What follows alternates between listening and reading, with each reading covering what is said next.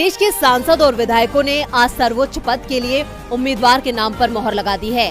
अब जीत द्रौपदी मुर्मू की होगी या यशवंत सिन्हा की, ये 21 जुलाई को साफ होगा, जब वोटों की गिनती की जाएगी। पूर्व प्रधानमंत्री मनमोहन सिंह व्हील चेयर पर वोट डालने के लिए संसद भवन पहुंचे, तो बिहार के सीतामढ़ी के विधायक मिथिलेश कुमार स्ट्रेचर पर लेटकर वोट डालने के लिए बिहार विधानसभा आए। पीएम नरेंद्र मोदी, यूपीए की चेयरपर्सन सोनिया गांधी ने संसद भवन के पोलिंग सेंटर में वोट डाला। राज्यों के मुख्यमंत्री और विधायकों ने अपने वोट राज्य विधानसभा में बने पोलिंग बूथों पर डाले। वोटिंग से पहले राष्ट्रपति पद के उम्मीदवार यशवंत सिन्हा ने एक बार फिर सभी विधायक और सांसदों से अपनी अंतरात्मा की आवाज पर वोट देने की अपील की।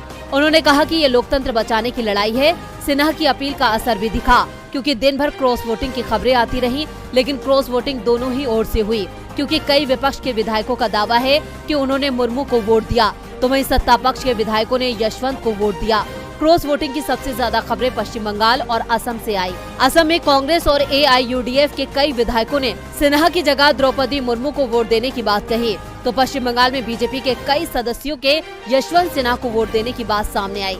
दावा किया जा रहा है कि पश्चिम बंगाल में बीजेपी के कम से कम 2 सांसद और 7 विधायकों ने यशवंत सिन्हा को वोट दिया है। Cross voting UP, Punjab, Gujarat, Maharashtra, Orissa में भी देखने को मिली है। पंजाब में अकाली विधायक मनप्रीत सिंह अयाली ने तो वोटिंग का ही बहिष्कार कर दिया, जबकि अकाली दल ने मुर्मू के समर्थन का ऐलान किया था। गुजरात में एनसीपी के विधायक कांधला जडेजा, यूपी में सपा विधायक शिवपाल यादव, शहजिल इस्लाम और उड़ीसा में कांग्रेस विधायक मुकीम ने भी क्रॉस वोटिंग की है। सभी ने एनडीए उम्मीदवार द्रौपदी मुर्मू को वोट दिया है। वोटिंग का काम तो पूरा हो चुका है, अब देखना है कि नतीजे क्या। फैक्ट चेकर मोहम्मद जुबैर के खिलाफ 2018 में किए गए एक पोस्ट के लिए शिकायत दर्ज की गई थी।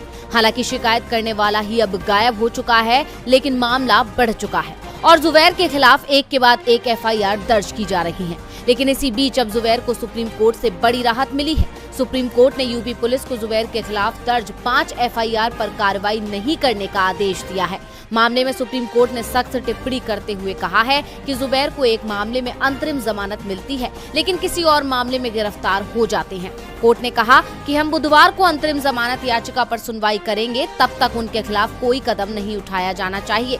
यूपी सरकार अन्य अदालतों को आदेश पारित करने से न रोके। इसके साथ ही सुप्रीम कोर्ट ने कहा, सभी FIR की सामग्री एक जैसी लगती है। जिस क्षण उसे दिल्ली और सीतापुर में जमानत मिली, वो एक अन्य मामले में गिरफ्तार हो गया। ये दुष्चक्र परेशान करने वाला है।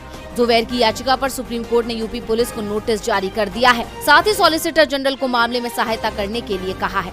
बता दें कि जुबैर के खिलाफ उत्तर प्रदेश के मुजफ्फरनगर, गाजियाबाद, सीतापुर, लखीमपुर और हाथरस में कुल 6 FIR दर्ज हैं, जिन पर अब कोर्ट ने रोक लगा दी है। इससे पहले ऑल्ट न्यूज के सह संस्थापक और फैक्ट चेकर मोहम्मद जुबैर की FIR को रद्द करने की याचिका पर सुप्रीम कोर्ट में जल्द सुनवाई की मांग की गई थी, जिस पर CJI जस्टिस NV रमन ने जुबैर की वकील से कहा था कि वो जस्टिस DY चंद्रचूड़ की बेंच में मेंशन करे, जहां पहले से ही मामले की सुनवाई हो रही है।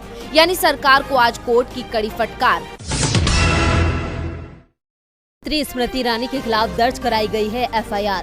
बीजेपी IT सेल के हेड अमित मालवीय और प्रीति गांधी के खिलाफ भी दर्ज किया गया है मामला। इनके खिलाफ ये मामला दर्ज हुआ है झारखंड की राजधानी रांची में।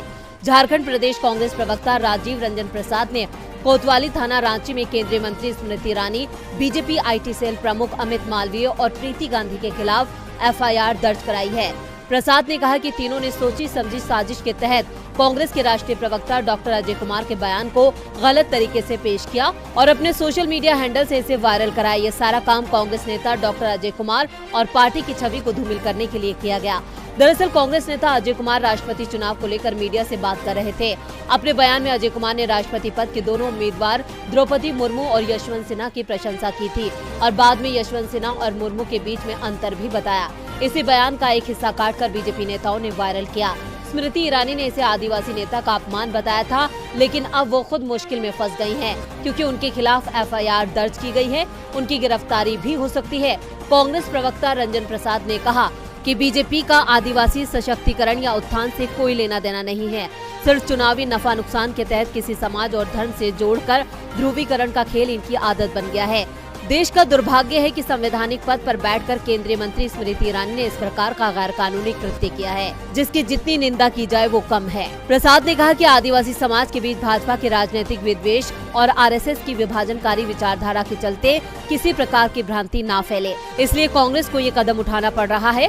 कांग्रेस के एक्शन से अब बीजेपी की मुश्किलें बढ़ती